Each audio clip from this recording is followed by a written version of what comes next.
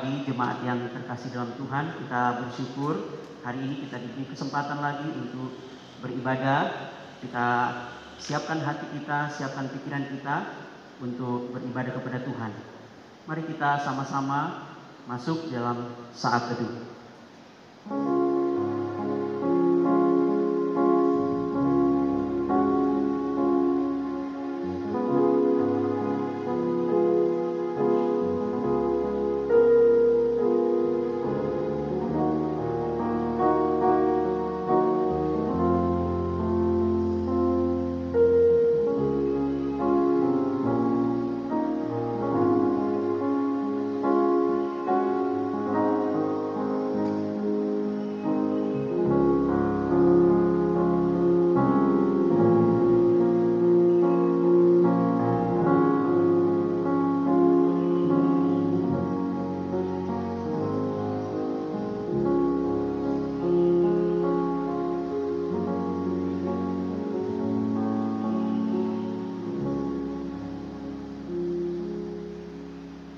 Pertolongan kita ialah dari Tuhan yang menjadikan langit dan bumi dan yang telah memilih kita sebelum dunia dijadikan, supaya kita kudus dan tak bercacat di hadapannya. Kiranya Allah Bapa yang Maha Kasih, Juru Selamat kita Yesus Kristus dan Penghibur kita Roh Kudus hadir dan memimpin ibadah kita dari awal sampai akhir. Amin. Mari setiap kita jemaat Tuhan, kita masuk dalam hadirat Tuhan dengan penuh kerinduan, menanti Tuhan di dalam rumah Tuhan, menyembah Dia di dalam kemuliaan dan kekudusan-Nya. Mari dengan segenap hati kita datang kepada Tuhan, kita memuji, mengagungkan. Mari sama-sama katakan, Tuhan, Tuhanku rindu masuk dalam hadirat-Mu, jiwaku menanti, bawaku mendekat kepadamu dalam kemuliaan yang kudus. Tuhan, ku rindu masuk hadirat-Mu. Tuhanku rindu masuk dalam hadirat-Mu, jiwaku menanti,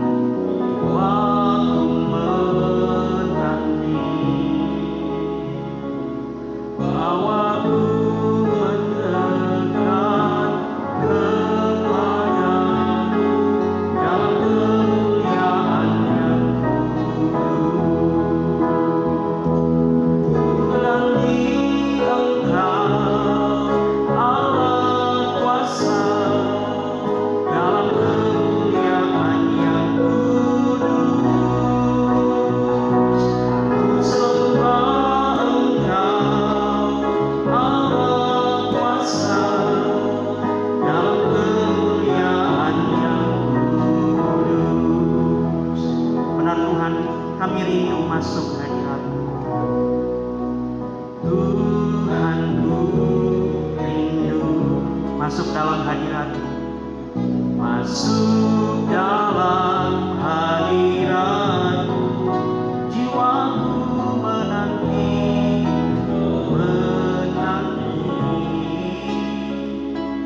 bawaku mendekat kepadamu dalam kemuliaan yang kudus. Sekali lagi kita naikkan menyanyi, Tuhan ku rindu masuk hadirat-Mu. Tuhan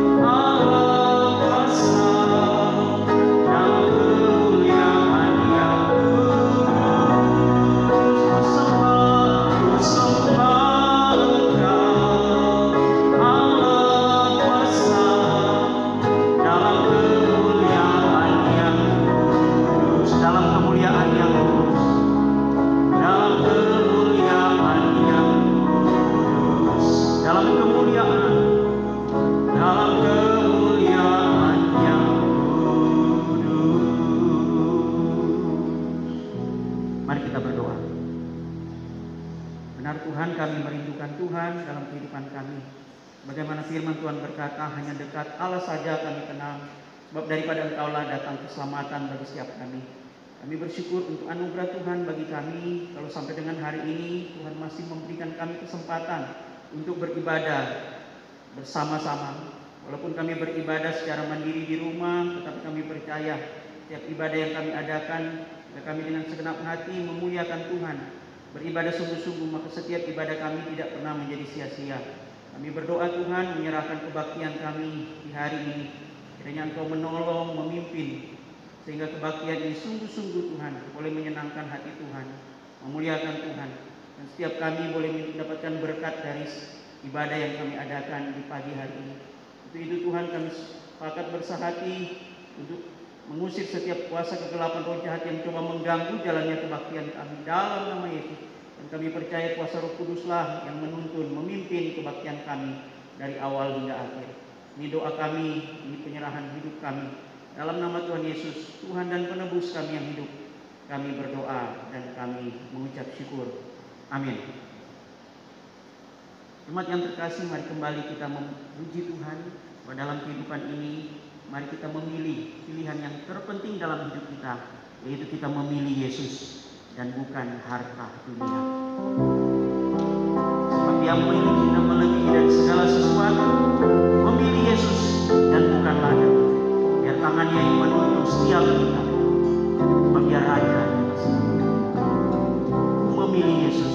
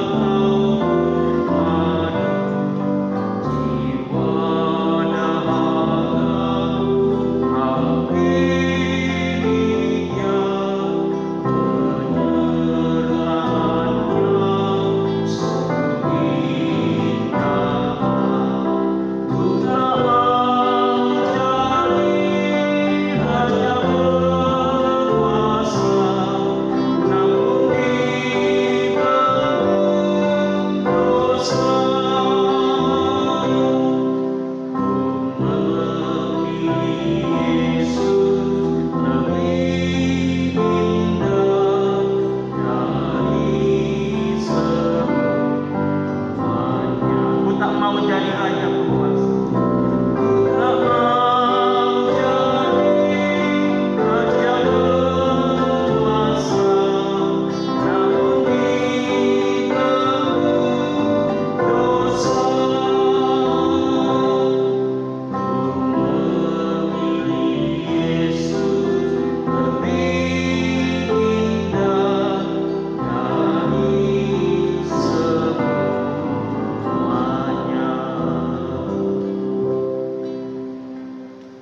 Jemaat yang terkasih, kita akan membaca pembacaan ayat mas di bulan ini yang terambil di dalam kitab Kejadian pasalnya yang pertama, ayat yang ke-28.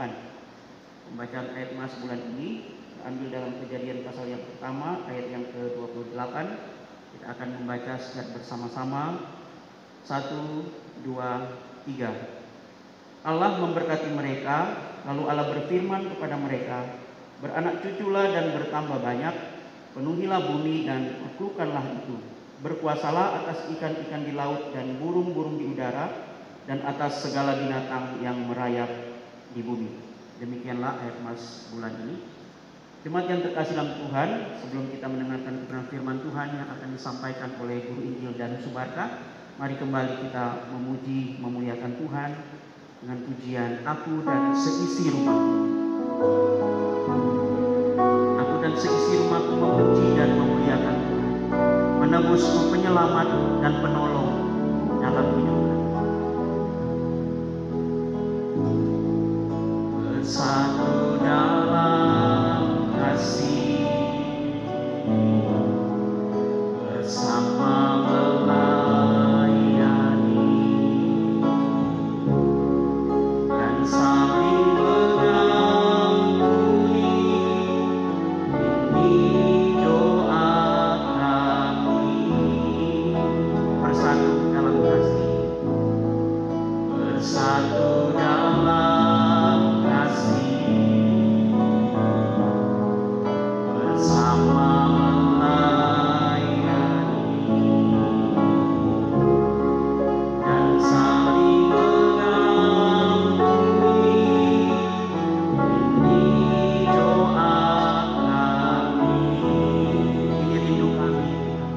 Ini rindu kami. Aku dan seisi rumahku memuji dan memuliakan-Mu. Penebusku, penyelamatku, penolong dalam hidupku. Aku dan seisi rumahku mengangkat tangan mengandalkan-Mu. Bersatu hati mengasihi-Mu, melayani Tuhan seumur hidupku.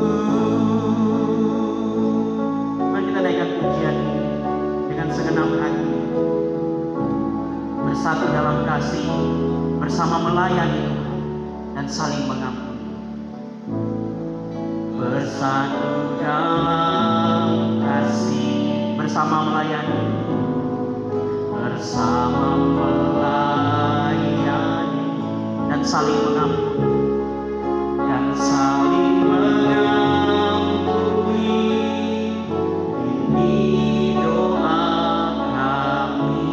Bersatu dalam kasih, bersatu dalam kasih, bersama-sama melayani, bersama melayani.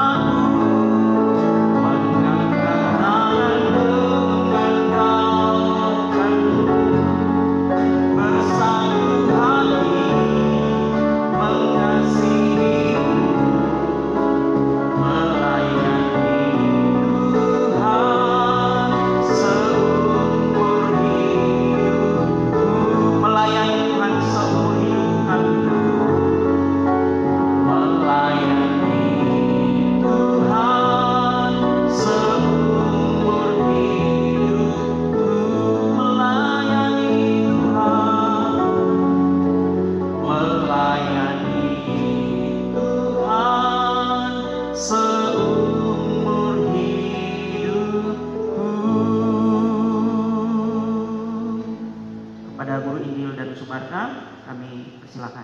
Selamat pagi Bapak Ibu Saudara-saudari yang dikasihi Tuhan.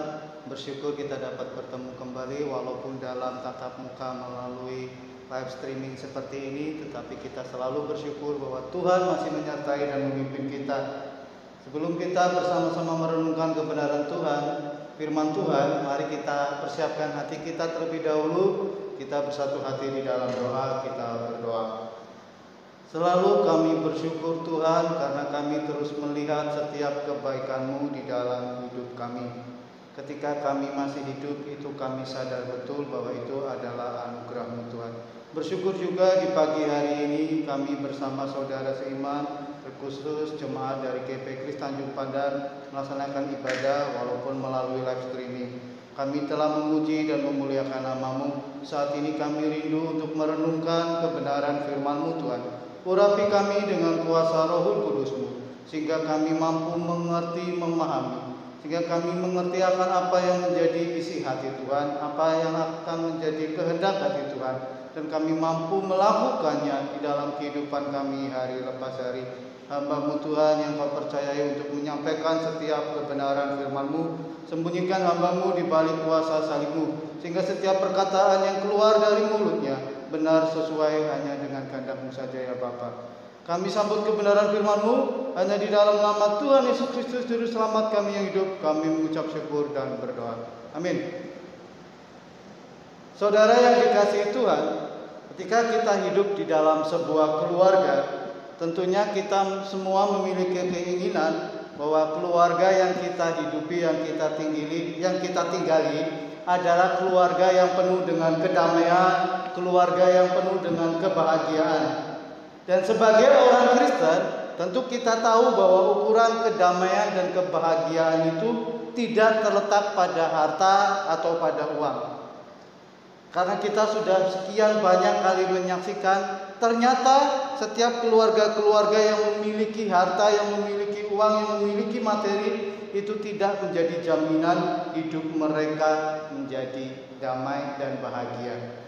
Keluarga-keluarga yang kaya, yang memiliki materi, tetap ada pertengkaran di dalam keluarganya antara suami dan istri, tetap ada perselisihan, bahkan anak-anak mungkin yang terlibat di dalam pergaulan bebas dan narkoba dan sebagainya. Hingga ujung-ujungnya sering kita lihat bahwa ternyata untuk membina sebuah keluarga itu tidak mudah. Kita sering dapati keluarga-keluarga yang hancur, keluarga-keluarga yang sering direndai oleh sebuah masalah. Maka tidak heran sudah ada istilah yang terkenal yaitu broken home atau keluarga yang hancur, bukan rumah yang hancur. Nah, jika hal ini terjadi pada orang-orang yang di luar Tuhan, orang-orang yang belum mengenal Tuhan, tentunya itu tidak menjadi keheranan bagi kita. Tetapi yang menjadi persoalan yang menyedihkan bagi kita adalah ternyata ada juga keluarga-keluarga yang mengaku percaya bahwa Yesus adalah Tuhan, di dalam kehidupannya mengalami perselisihan, mengalami permasalahan, dan mengalami kehancuran di dalam membina hubungan keluarga tersebut. Hal inilah yang akan kita renungkan pagi ini. Sebetulnya untuk membina sebuah keluarga, untuk membangun sebuah keluarga, apa kuncinya sehingga keluarga Kristen yang dijalani menjadi keluarga-keluarga yang bisa merasakan kedamaian, keluarga-keluarga yang bisa merasakan kebahagiaan.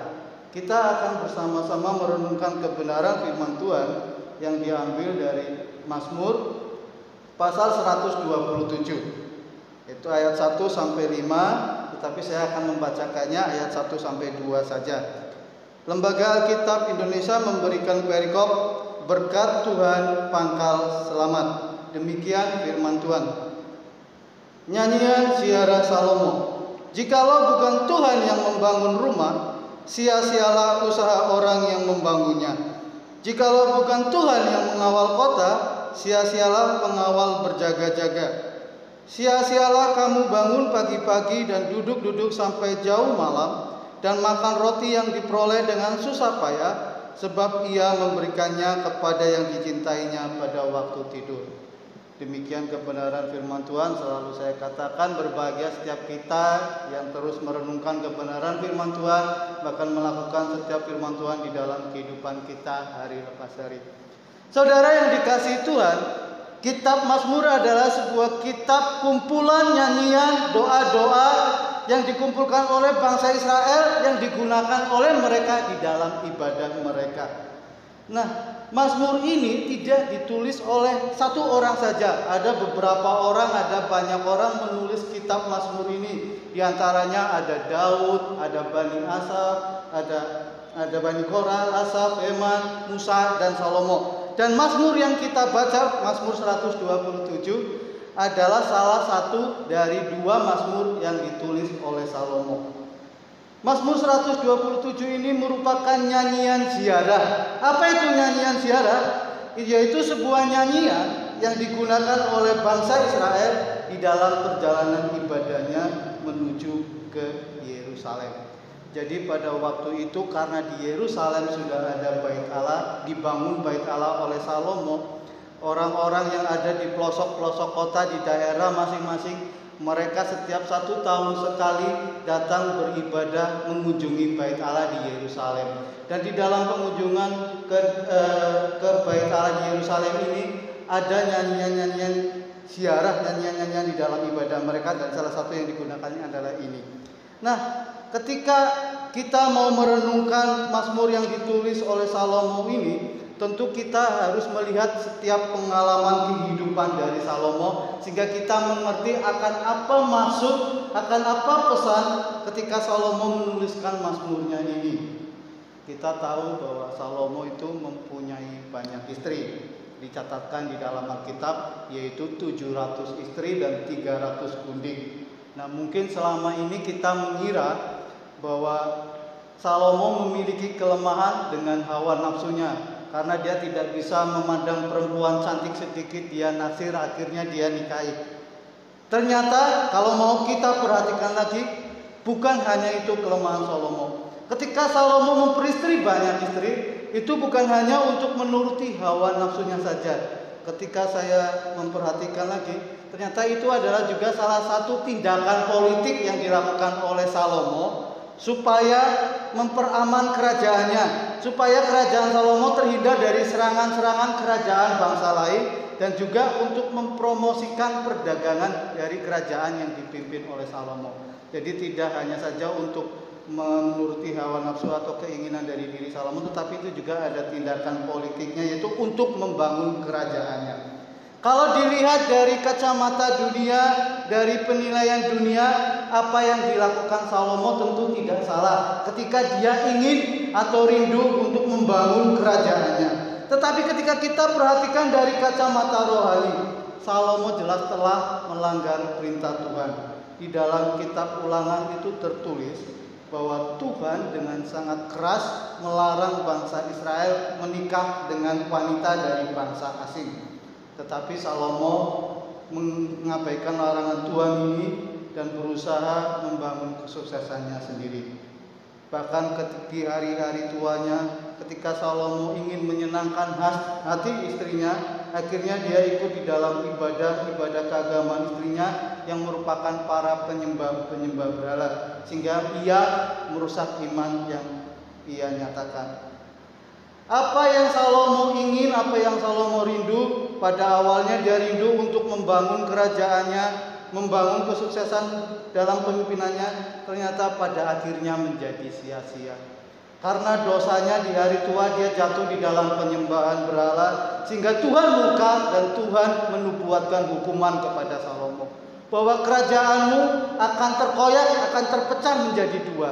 Tetapi karena kasih setia Tuhan, kerajaan Salomo tidak terpecah pada masa Salomo masih hidup. Pada waktu Salomo meninggal, kerajaan dipimpin oleh anaknya. Saat itulah kerajaan Israel terpecah menjadi dua. Hal ini karena Salomo tidak setia di dalam jalan Tuhan, sehingga Salomo berkata, sia-sialah usaha yang dia lakukan. Nah, pada akhirnya kesuksesan yang dicoba diraih oleh Salomo dengan usaha sendiri ini pun sia-sia, tidak bertahan lama. Dan ketika Salomo mendengar hukuman daripada Tuhan, nubuatan daripada Tuhan ini, dia sadar sehingga dia bisa menuliskan sebuah mazmur seperti mazmur yang telah kita baca tadi di Mazmur pasal 127. Inti pesan dari kitab Mazmur ini adalah sia-sia semua usaha kita, sia-sia semua jerih lelah kita jika tanpa Tuhan di dalam kehidupan kita. Jika kita tidak mengandalkan Tuhan di dalam kehidupan kita dan tidak melibatkan Tuhan di dalam setiap keputusan-keputusan yang kita ambil, yang kita jalani di dalam hidup ini. Bapak Ibu Saudara yang dikasihi Tuhan, saya pun mempunyai pengalaman yang kurang lebih hampir sama seperti pengalaman tersebut.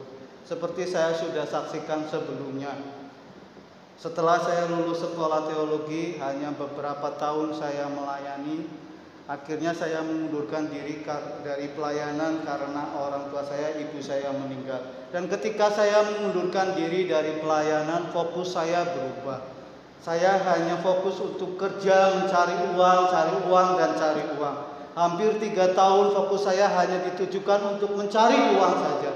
Tetapi ternyata apa yang saya cari ketika saya dapatkan itu tidak bisa membuat hati saya damai, tidak bisa memuaskan setiap keinginan hati saya. Memang dari segi kebutuhan hidup semua terpenuhi, tercukupi, bahkan saya bisa ikut menanggung beban keluarga, beban ayah dan beban adik saya. Tetapi tetap ada pergumulan.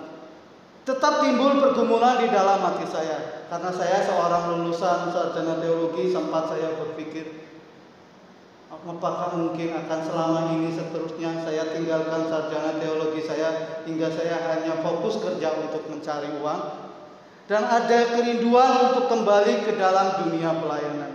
Karena adanya kerinduan itu, akhirnya saya berusaha menghubungi beberapa teman saya. Saya tanya, ada beberapa teman saya yang di Kalimantan, yang di Nias dan di beberapa daerah lain, tanya adakah peluang untuk saya bisa melayani kembali. Ternyata jawaban teman-teman saya, tanggapannya itu negatif, tidak ada kepastian. Akhirnya karena tidak ada kepastian, seolah-olah saya sampai merasa mungkin saya tidak layak untuk melayani Tuhan. Karena memang saya sadar ketika saya lihat di dalam diri, banyak sekali perbuatan-perbuatan saya yang tidak berkenan di hadapan Tuhan. Kalau dari kacamata dunia, orang melihat secara kasat mata yang kelihatan di depan mungkin kelihatannya baik-baik saja. Tetapi Tuhan tentu menyelidiki setiap hati kita, dan saya yakin betul tidak ada perbuatan kita yang tersembunyi di hadapan Tuhan. Dan secara manusia saya yakin bahwa saya tidak layak di hadapan Tuhan. Sehingga saya merasa saya tidak layak, akhirnya saya pasrah dan berserah. Kalau memang Tuhan menghendaki saya akan untuk pelayanan kembali, tentu Tuhan akan buka jalan. Sehingga akhirnya saya hanya menekuni pekerjaan saya itu saja. Nah, ketika waktu saya pasrah dan berserah itulah, di situ justru Tuhan bekerja. Mulai dari tidak diduga-duga seorang teman di daerah Jawa Tengah Purbalingga menghubungi saya, menawarkan pelayanan untuk mengajar di sebuah sekolah teologi. Dari situ pelayanan terus berjalan berdasarkan tuntunan dari Tuhan, sehingga saya bisa berada di depan Bapak Ibu sekalian di Belitung ini. Saya yakin betul itu semua karena kasih karunia daripada Tuhan. Intinya apa Bapak Ibu Saudara yang saya mau saksikan? Bahwa di dalam kehidupan kita seringkali kita berusaha untuk mencapai sesuatu itu menggunakan kekuatan kita sendiri. Di dalam keluarga kita, ketika kita berusaha memenuhi kebutuhan hidup keluarga, kita berusaha menggunakan kekuatan dan kemampuan kita sendiri. Di dalam setiap mimpi, setiap apa yang kita ingini, seringkali kita hanya mengandalkan apa yang kita miliki. Kita lupa bahwa Tuhan yang menciptakan kita selalu beserta dengan kita dan selalu menunggu kita datang kepadanya, berserah kepada Dia, meminta pertolongan, mengandalkan Tuhan di dalam kehidupan ini. Jadi akhirnya dari kitab Mazmur 127 ini kita tahu Bapak Ibu sekalian, bahwa sebuah rahasia atau kunci supaya sebuah keluarga Kristen bisa menjadi keluarga yang aman, damai, dan sejahtera adalah jika Tuhan benar-benar hadir dalam keluarga tersebut.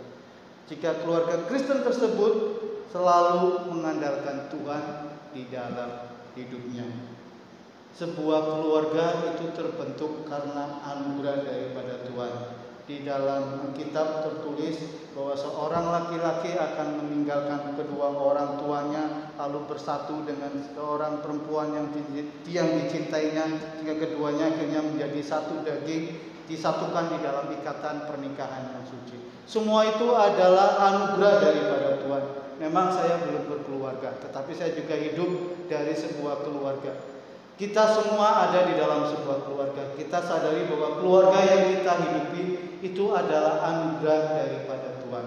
Oleh karena itu, mari kita renungkan, mari kita lihat di dalam keluarga kita masing-masing. Benarkah kita sudah merasakan Tuhan hadir di dalam setiap keluarga kita?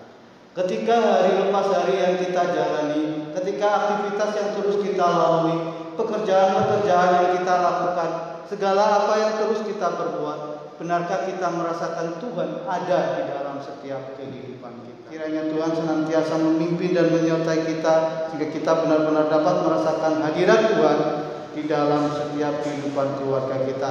Sebagai ayat penutup, mari kita akan buka kitab kita di dalam surat Yakobus pasal yang keempat, ayat yang ke-13 sampai dengan 15. Surat Yakobus pasal yang keempat, ayat 13 sampai 15, dikatakan firman Tuhan demikian. Jadi sekarang, hai kamu yang berkata, hari ini atau besok kami berangkat ke kota Anu, dan di sana kami akan tinggal setahun dan berdagang serta mendapat untung, sedang kami tidak tahu apa yang akan terjadi besok. Apakah arti hidupmu? Hidupmu itu sama seperti uap yang sebentar saja kelihatan lalu lenyap. Sebenarnya kamu harus berkata, jika Tuhan menghendaki, kami akan hidup dan berbuat ini dan itu. Seringkali kita melupakan Tuhan di dalam setiap perencanaan kita. Melalui surat Yakobus, melalui Mazmur tadi dikatakan, sia-sia setiap usaha kita jika bukan Tuhan yang membangun. Seharusnya di dalam setiap perencanaan kita berkata, jikalau Tuhan menghendaki, maka kita dapat berbuat ini dan itu. Bapak Ibu Saudara yang dikasihi Tuhan Yesus Kristus, di tengah situasi pandemi COVID-19 ini, kiranya kita semua tetap berserah dan mengandalkan Tuhan di dalam hidup kita. Sesuai dengan ada yang tertulis di dalam kebenaran firman Tuhan juga dikatakan kita harus taat dan patuh kepada pemerintah. Pemerintah adalah wakil-wakil Tuhan untuk menegakkan keadilan di dunia ini. Di dalam menghadapi pandemi COVID ini kita harus menghormati kebijakan-kebijakan yang diambil, yang ditetapkan oleh pemerintah. Salah satunya adalah kebijakan baru yang saat ini sedang ramai diperbicarakan, yaitu tentang program New Normal. Untuk kembali normal seperti sedia kala, pemerintah telah mengeluarkan sebuah program New Normal ini. Oleh karena itu, sebagai warga negara yang baik, kita hendaknya bersiap dan berbenah dan mengikuti setiap protokol yang ada yang berkaitan dengan New Normal ini, baik di dalam kehidupan kita hari lepas hari di rumah masing-masing maupun di dalam setiap ibadah di gereja. Di mana saja protokol-protokol yang ada kita gunakan, kita taat kepada pemerintah, agar kita dapat menghadapi pandemi COVID ini bersama-sama. Dan ketika kita berserah kepada Tuhan, kita yakin bahwa pada waktunya nanti, pada waktu yang Tuhan kehendaki, pandemi ini akan berlalu, semua aktivitas kita akan kembali normal, dan kita kembali dapat bertatap muka, bersekutu, memuji dan memuliakan nama Tuhan. Kiranya firman Tuhan bisa menguatkan dan menghibur kita, sehingga kiranya kita bisa merasakan hadirat Tuhan di dalam kehidupan keluarga kita masing-masing. Mari kita berdoa. Bapa di dalam sorga, kami mengucap syukur buat kebenaran firman-Mu yang telah kami renungkan bersama-sama kesempatan hari ini, ya Bapa. Kiranya ketika kami teringat oleh firman-Mu, mungkin selama kehidupan ini Tuhan, di dalam keluarga kami, di dalam kami menjalani hidup kami seringkali melupakan Engkau. Kami melakukan setiap aktivitas kami seringkali hanya berdasarkan setiap keinginan hati kami. Melalui firman-Mu pada kesempatan kali ini Tuhan, Engkau ingatkan kembali. Kiranya kami tidak melupakan Engkau di dalam setiap perencanaan dan setiap kegiatan kami Tuhan. Biarlah Roh Kudus-Mu membimbing dan mengingatkan kami bahwa di dalam setiap kehidupan yang kami jalani, Engkau ada bersama-sama dengan kami.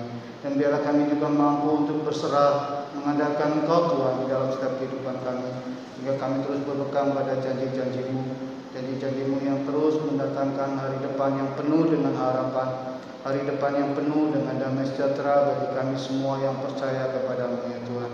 Biarlah firman-Mu tertanam di dalam hati kami, dan Roh Kudus memampukan kami untuk kami dapat melakukan setiap kebenaran firman Tuhan di dalam kehidupan kami hari lepas hari.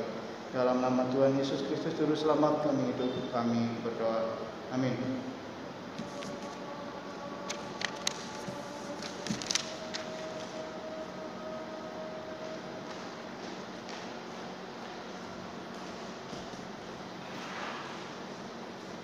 Demikianlah kebenaran firman Tuhan yang telah kita dengarkan bersama-sama. Kiranya apa yang kita dengarkan, kita mohon Tuhan menolong kita untuk melakukan firman dalam hidup kita setiap hari. Jemaat yang terkasih dalam Tuhan, kita akan mengakhiri kebaktian kita hari ini. Untuk itu kita naikkan pujian doksologi, kemudian kita akan menerima doa berkat dari Bapak Pendeta Hun Andreas, dan ditutup dengan pujian amin.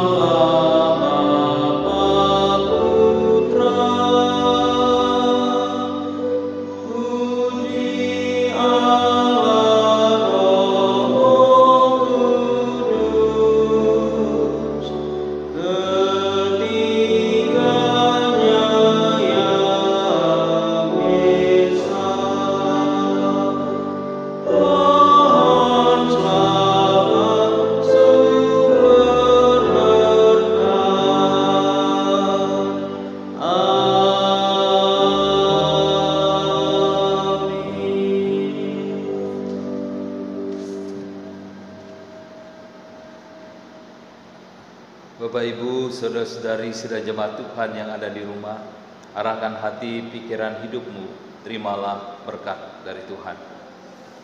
Tuhan memberkati engkau dan melindungi engkau. Tuhan menyinari engkau dengan wajah-Nya dan memberi engkau kasih karunia. Tuhan menghadapkan wajah-Nya kepadamu dan memberi engkau damai sejahtera, mulai sekarang seterusnya, bahkan sampai selama-lamanya. Amin.